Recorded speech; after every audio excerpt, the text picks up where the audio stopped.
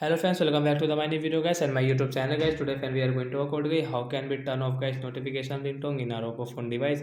Friends we want to off guys phone notification ringtone. So friend how can we off it? Today friends I will show you, I will tell you in this video guys. Friends we want to off guys your phone notification ringtone, you can off easily. Guys you will have to on your phone setting.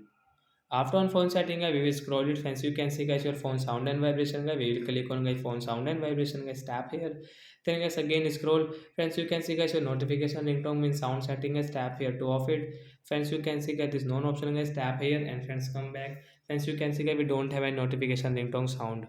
You can see guys. So like that guys, we can turn off guys our phone notification ringtone. So that's it guys. Thanks for watching the video. I hope friends you have understood how to turn off notification ringtone in Oppo phone device. So bye bye friends. Friends, do you have any doubt?